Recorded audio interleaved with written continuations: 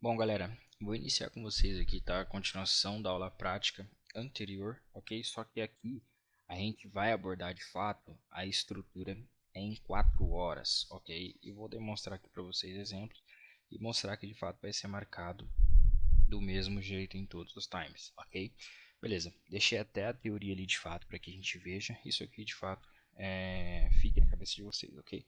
Então, uma tendência de alta a gente tem que sempre manter topos e fundos ascendentes, ou seja, topos e fundos mais altos que os anteriores, tá? Então aqui, fundo, fundo, esse fundo é mais alto que o anterior, topo, topo, esse topo é mais alto que o anterior, tá? Então isso aqui, clara tendência de alta, então a gente tem que sempre manter isso aqui. A partir do movimento, né? A partir do momento em si que a gente rompe esse fundo, tá? O último fundo do cenário de alta, a gente tem o primeiro indício de que o movimento vai se iniciar uma tendência de baixa, tá? Ou seja, o que seria isso?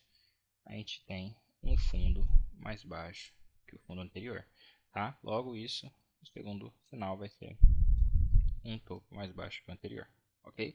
Então a gente vai iniciar um movimento de baixa, tá? Então vamos marcar aqui. Eu vou iniciar com vocês daqui, ó. A gente tem claramente um movimento de alta aqui, né? Ou seja, fundo, topo, fundo, topo, fundo. Ou seja, fundos mais altos que os anteriores e topos mais altos que os anteriores, ok? Então vou colocar a marcação aqui com vocês.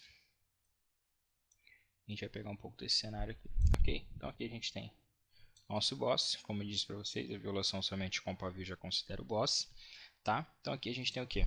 O nosso fundo aqui e o nosso topo aqui. E esse cenário é interessante até mesmo da forma que eu falei para vocês utilizarem o gráfico de linhas para simplesmente tirar um pouco desses ruídos, né, que seriam outras estruturas que vão ser abordadas em aulas posteriores, ok? Então a gente tem o nosso fundo aqui, o nosso topo aqui. A primeira confirmação que a gente já tem após essa violação é que o topo já é mais alto que o anterior, ok?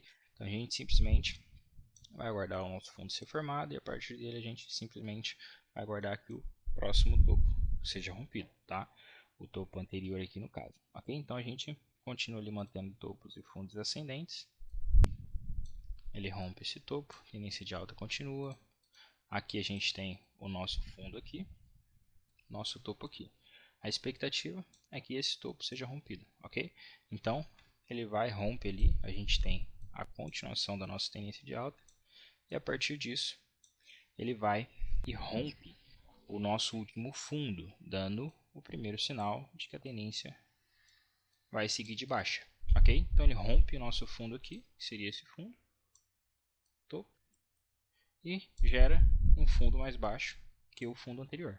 Logo, o próximo sinal vai ser o nosso topo mais baixo, tá? Que já é característica desse cenário aqui. Então, topo mais baixo que o anterior, simplesmente uma tendência de baixa se inicia, ok? Então, somente vou seguir aqui as marcações com vocês. Ó, rompimento,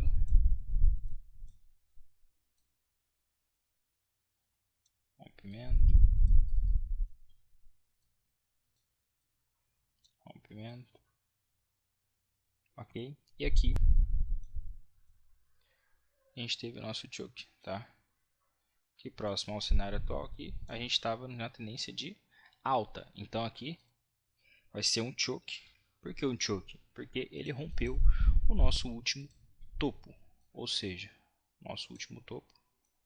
Esse aqui é o sinal de fato que a gente vai ter que uma tendência de alta se inicia. Ou seja, um topo mais alto que o topo anterior. Antes a tendência estava de baixa. Ó, fundo, topo, fundo. Ele rompeu o topo anterior, realizou logo o nosso movimento, que a gente chama de choke. A partir desse choke, a gente tem uma tendência de alta, tá? Isso aqui no cenário atual, ok? Então, esse aqui é o nosso fundo, ali é o topo, aqui é fundo, lá é topo. Então, no cenário atual, vocês podem ver que de fato o preço segue essas características aqui, ok? Então, rompimento aqui, ok? Simples. E outro cenário, vou mostrar para vocês, as marcações já estão feitas, tá? Eu vou mostrar para vocês como é que fica mais limpo, né? No cenário de um gráfico de linha, tá?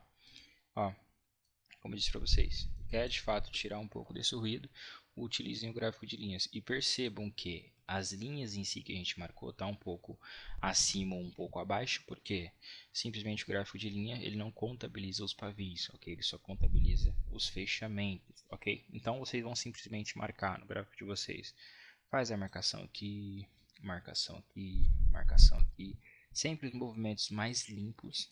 A partir do momento que você finalizar todas as suas marcações, você vai lá e passa para o gráfico de candle, tá? O gráfico de velas em si, e somente altera as suas marcações para os pavis, tá? Sempre os mais distantes do preço, sempre aquela máxima ou aquela mínima do movimento, ou seja, o movimento de alta sempre marca o ponto mais alto e o fundo sempre marca o ponto mais baixo, ok?